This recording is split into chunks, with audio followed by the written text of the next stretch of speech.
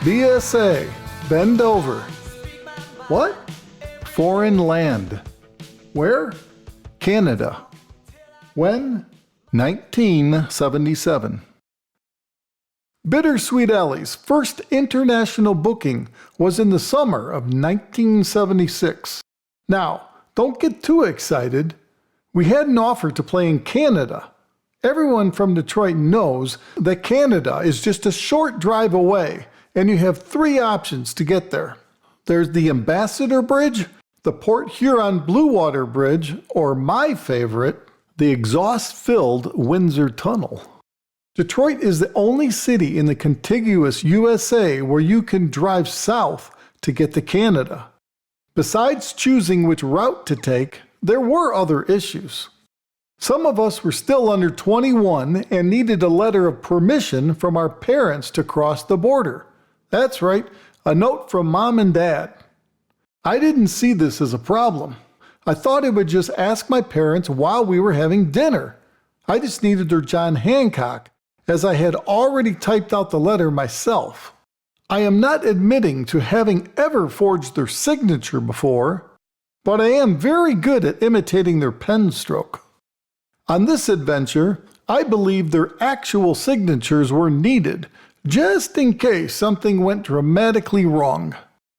As we sat down to dinner, I gracefully said, "I have some great news. The band is starting to broaden our horizon. We're playing at a club in Canada. Isn't that amazing?" And just as my words were still floating through the air, my mother stepped on them to mandate, "Gary, what are you talking about? There's no way you're going to play in some foreign country. You're underage. Father, tell him this is unacceptable." While staring at my dad to see if he was buying into my mother's maple leaf paranoia, I heard my older brother laugh. I realized that his laughter tilted the scale of justice to my side. My father lowered his eyebrows, which was another way of saying, "What is she talking about?" After a little discussion, explaining to my dear mother that Canada does have running water, toilets that flush, and hospitals with real doctors, she agreed to sign the letter. Since I'd been taken on the responsibility to be the responsible one, I begged the guys in the band not to bring any drugs whatsoever across the border. I told them I looked into it and it was a serious offense. The horse-driven Canadian Mounties could throw us all in the slammer. After some laughter and being called Daddy and Mr. Paranoia, they all promised. I did my research, making sure everyone had their social insurance cards, Canada's Social Security, and proper ID. I then drew up the equipment manifest. We were ready to roll the BSA convoy off to that foreign land known as Canada. We were all excited to play our music in the land of hockey and Tim Horton donuts. Things were looking up for the boys in the band. Ultimately, we decided to take the Windsor Tunnel. Driving through the tunnel, which was dug under the Detroit River back in the 1930s, can be very nerve-wracking. Watching the water drip down the tunnel walls while smelling exhaust fumes enhanced with a hint of lead was not a very calming experience. But we made it to the other side. BSA had arrived in Canada. Once we got to the Canadian checkpoint, we had to pull over to the main customs office to show them our paperwork, including the letters from our parents. As I was standing at the counter looking at our convoy of 2 cars and the equipment truck, I noticed that a Border Patrol agent and his dog were randomly searching some of our equipment. I could see the dog getting a little excited around the trunk of my car. Suddenly, a small crowd of the authority type started to gather. One of the agents waved to me to come outside. As I moved closer to the car, they asked everyone to step back except for the owner, which was me. Now I started to worry. What if one of the band members stuck a dead body in my trunk? Or even worse, what if they were trying to smuggle one of their girlfriends into the country? I was instructed to pop the trunk, and luckily it only revealed our guitar cases. The agent asked me to remove them, place them on the ground, and step back. As I complied, the dog got extremely excited over one of the cases. When the border agent opened the guitar case, I thought the dog was going to have a seizure. The four-legged agent started bouncing with his tail wagging full steam. Maybe one of the band members put a dog treat in their guitar case, I thought. The agents gathered around the quarantined guitar case. Their facial expressions became very serious and intense. Had they discovered a nuclear device? Plans to rule the world? The Queen's dirty diary? Nope. There it was. Somehow, the agents, the dog, found 2 joints wrapped in foil, stuffed inside of a film container, and tucked inside a guitar case. To protect the identity of this guitar case owner, I will never, ever reveal his true identity or his name. No amount of torture could be placed upon me to reveal...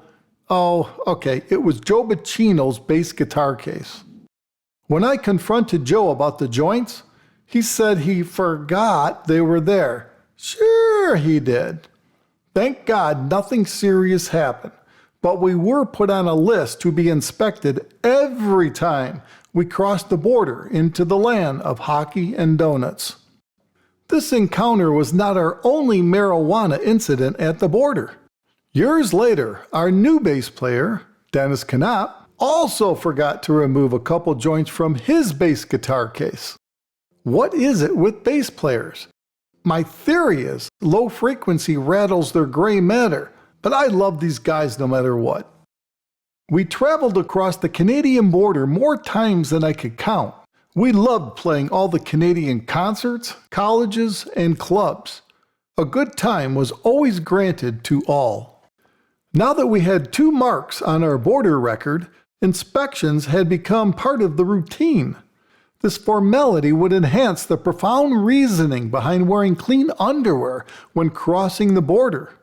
A few times we encountered new border agents who took their duties a little too seriously.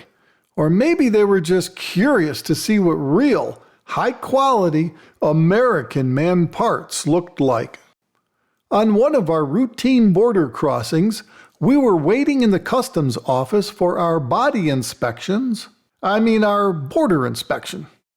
The entire band sat quietly against the back wall as Al Osinski from our road crew stood at the patrol agent's desk. They were going over the band's manifest paperwork to ensure everything was in order. It was a warm summer day, which for some reason always seems to increase my boredom. So I was looking for a little cheap entertainment while we waited. Engaging my stealth mode, I snuck up behind Al, grabbed his shorts, and dropped his coverings to the floor. Much to my surprise, Al just froze. He looked like a naked, bleached white version of the Statue of Liberty. You have to keep in mind that this particular section of Al's body had never seen sunlight. His buns were shining brightly to a row of unsuspecting people sitting in chairs along the wall. The Border Patrol agent, seated behind the desk, slowly raised his head, and once his eye level matched Al's man package, he loudly proclaimed in his heavy Asian accent, "Oh, indecent exposure!" The entire band and the innocent bystanders all had an incredible laugh at Al's frozen expense. That is, we laughed until it was time for our inspections. Al Osinski, my buddy, my friend, my brother. When I first met Al, he treated me like gold. I thought, wow, he must really believe in our band. I soon learned he treated everyone like gold. That's how Al was wired. He loved everybody. He made everyone feel special. It didn't take long to realize that Al was the gold. I will miss you, my friend.